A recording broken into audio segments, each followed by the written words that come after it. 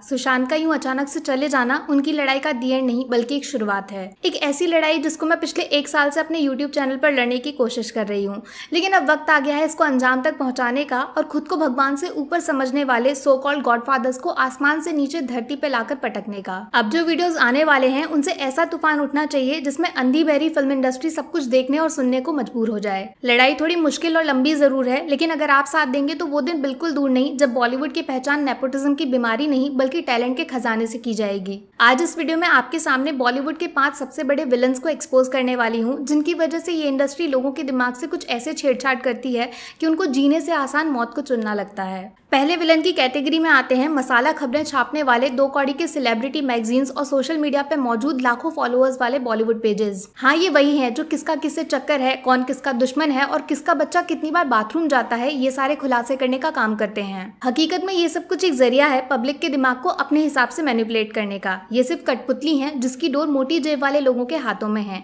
जिसकी जेब जितनी मोटी उसकी खबरें उतनी ज्यादा। दरअसल फिल्म इंडस्ट्री में गॉसिप और चटपटी खबरें कोई नई बात नहीं है, लेकिन खबरें किस तरीके से लिखी जाती हैं असली खेल उसमें छुपा हुआ है। इस चालाकी का नाम है ब्लाइंड आइटम्स। आसान भाषा में बोलूं तो बिना नाम लिए किसी पर झूठी खबरें बनाना और उसकी पूरी इज्जत मिट्टी में मिला देना।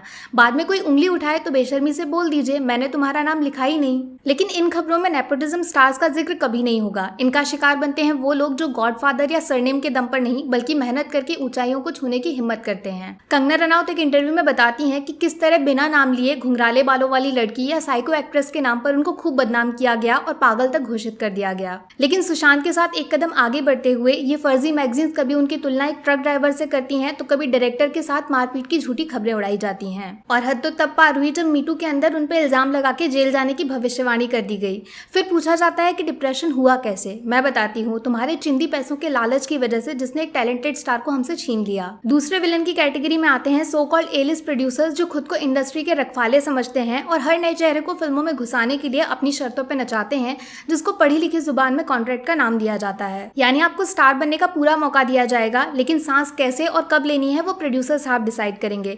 आसान भाषा में एक जेल समझिए जिसकी सलाखें दिखाई नहीं देती हैं। फिल्म की कहानी भले ही कितनी भी घटिया और अद्दी क्यों ना हो, लेकिन आपको काम करना पड़ेगा, वरना कॉन्ट्रैक्ट तोड़ने के जुर्म में आप कोर्ट के चक्कर लगाइए। एक न्यूज आर्टिकल की बात माने तो यशराज फिल्म्स ने सुशांत के साथ 3 फिल्मों का कॉन्ट्रैक्ट साइन किया, जिसमें शुद्ध देसी रोमांस और डिटेक्टिव ब्योमकेश बख्शी में उनको लीड कास्ट किया गया। लेकिन तीसरी फिल्म बेफिक्रे की पॉपुलैरिटी इतनी बढ़ गई कि लास्ट मोमेंट पे कॉन्ट्रैक्ट तोड़ के उनका नाम हटा के रणवीर सिंह को चुन लिया गया। जबकि बेफिक्रे की वजह से सुशांत को रामलीला जैसी फिल्मों को ना बोलना पड़ा क्योंकि वो कॉन्ट्रैक्ट में बंधे हुए थे। सुशांत ने जब आवाज उठाई तो उनकी मच अवेटेड फिल्म पानी, जिसको शेखर कपूर डायरेक्ट करने वाले थे और सुशांत के दिल के सबसे करीब थी, उसको प्रोड्यूस करने से YRF ने साफ साफ मना कर दिया। इस कॉन्ट्रैक्ट की वजह से ही सुशांत को लगभग 7 बड़े प्रोडक्शन हाउस पूरे तरीके से बैन कर चुके थे, जिसकी वजह से MS धोनी और छिछोरे जैसी ब्लॉकबस्टर देने के बाद भी उनको किसी बड़ी फिल्म का ऑफर नहीं मिला था। वहीं दूसरी तरफ कलंक जैसी घटिया फिल्म के फ्लॉप होने के बाद भी आलिया भट्ट की 5 फिल्में लाइन में खड़ी हुई हैं और वरुण धवन गोविंदा साहब की फिल्में रीमेक करके करोड़ों का चूना लगाने की तैयारी कर रहे हैं। अब फैसला आपके हाथों में है। टैलेंट को सपोर्ट करिए या फिर कपूर, भट्ट, खान इन सब की गुलामी करिए।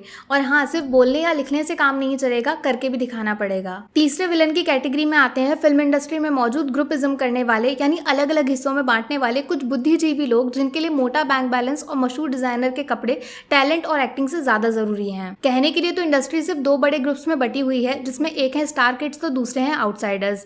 लेकिन हकीकत में आउटसाइडर्स का कोई ग्रुप नहीं होता, वो मेरे और आप जैसे मामूली लोग हैं जो भेदभाव का शिकार हो चुके हैं। इनको ना तो किसी फेस क्रीम का एड मिलेगा और ना ही किसी न्यू ईयर फंक्शन में डांस करके 1 मिनट का 1 करोड़ कमाने का मौका। बस जैसे तैसे गुजारे की कमाई हो जाती है तो कभी भूखे पेट ही चेहरे पर नकली मुस्कान सजाने का नाटक करना पड़ता है। बस इसी मजबूरी का फायदा उठाकर इन एक्टर्स के हाथों से अक्सर बड़ी फिल्मों को छीनकर सो कॉल्ड स्टार्स के पैरों में बिछा दिया जाता है और बाद में उसी फिल्म की सक्सेस पार्टी में वो बड़ा स्टार मजबूर कलाकार का मजाक उड़ाते हुए नजर आ जाएगा। आपने पैसे की गर्मी के बारे में तो सुना ही होगा, लेकिन पैसे की बेशर्मी के बारे में मैं आपको सुनाती हूँ, जिसकी वजह से सुशांत सिंह राजपूत जैसे कलाकार घुट घुट के जीने के लिए मजबूर हो गए। एक वीडियो है जिसमें सुशांत मौज मस्ती के बीच में सो कॉल्ड स्टार किड्स के साथ नाचने की कोशिश करते हैं कि ठीक तभी शाहिद कपूर उनको सामने से हटाकर वरुण धवन, आलिया भट्ट और कैटरीना के साथ नाचना शुरू कर देते हैं। सुनने में तो बात छोटी सी है, लेकिन जिसके ऊपर बीतती है वो इसकी गहराई का अंदाजा लगा सकता है। हम और आप तो बस आंखों से देख सकते हैं। चौथे विलन की कैटेगरी में आते हैं एक एक्टर को फिल्म इंडस्ट्री में खास पहचान दिलाने वाले अवार्ड जिनकी चमक किसी जमाने में लोगों को सड़क से उठाकर पब्लिक के दिल में बिठा देती थी, लेकिन अब सिर्फ पैसे वालों की प्राइवेट जायदाद बनकर सिमट गए हैं। बात को आसान तरीके से समझाने के लिए आपको अभय देओल के साथ जुड़े एक छोटे से किस्से के बारे में बताऊंगी, जिसमें वो अपनी फिल्म जिंदगी ना मिलेगी दोबारा के बारे में दिल खोलकर बात करते हैं। अगर आपने फिल्म देखी है तो आप जानते ही होंगे कि कहानी 3 दोस्तों की है जो जिंदगी को पूरी तरह बेस्ट तरीके से निचोड़ने की कोशिश करते हैं। तीनों की कहानी जरूरी है और मेरे हिसाब से तीनों ही फिल्म में बराबर तारीफ के हकदार हैं। लेकिन अभय बताते हैं कि जब बात अवार्ड्स की आई तो फरहान अख्तर और उनका नाम सपोर्टिंग एक्टर्स वाली लिस्ट में घुसा दिया गया, जबकि ऋतिक रोशन को बेस्ट एक्टर वाली कैटेगरी में चालाकी से शामिल कर दिया गया। इतना ही नहीं, कैटरीना कैफ जिनका रोल फिल्म में बमुश्किल 5-10 मिनट का है, उनको भी बेस्ट एक्ट्रेस के लिए नॉमिनेट किया गया।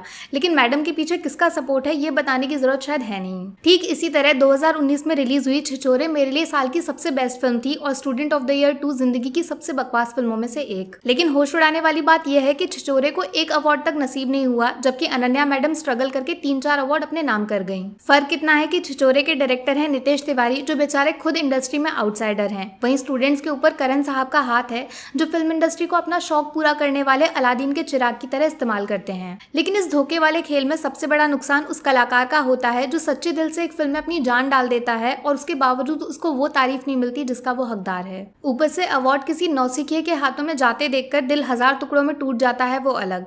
एक ट्रॉफी जिसका मकसद खुशियां लाना है, वो अनजाने ही किसी कलाकार के मन में नाइंसाफी और अन्याय का जहर घोलना शुरू कर देती है। 5वें विलन की कैटेगरी में आते हैं कुछ ऐसे दुश्मन जो दिखाई बिल्कुल नहीं देते, लेकिन आपके ऊपर 24 घंटे नजर रखते हैं। इनको आप पीआर एजेंसी यानी पब्लिक रिलेशन के नाम से पुकार सकते हो, जिनका मकसद तो रिश्ते बनाना है, लेकिन हकीकत ठीक इसके उल्टा है, जिसमें लोगों के बने बनाए रिश्ते तोड़ने की कोशिश की जाती है। ये पीआर एजेंसी बड़े बड़े स्टार्स के बच्चों को पैदा होते ही साइकिल पे लगे साइड स्टैंड की तरह मुफ्त में मिल जाती हैं। बस फर्क इतना है कि नॉर्मल बच्चा साइकिल सीखने के बाद स्टैंड हटा देता है, लेकिन स्टार किड और पीआर एजेंसी का रिश्ता आखिरी सांस तक चलता रहता है। सोशल मीडिया पे लाखों करोड़ों नकली फॉलोअर्स खरीदना हो या फिर किसी छोटे स्टार को ट्रोल करके डराना धमकाना, ये सब कुछ पीआर एजेंसी के बाएं हाथ का खेल है। 2017 में जब सुशांत की फिल्म राब्ता रिलीज होने वाली थी तो अचानक से मीडिया में उनकी इमेज बर्बाद करने के लिए कृति के साथ उनका नाम खूब जोड़ा गया और उनकी एक्स गर्लफ्रेंड अंकिता के साथ धोखा करने की खबरें खूब चलाई गईं। वो सुशांत जो MS धोनी जैसी ब्लॉकबस्टर देने के बाद भी मीडिया का ध्यान अपने ऊपर नहीं खींच पाए, वो काम बिकाऊ पीआर ने करके दिखाया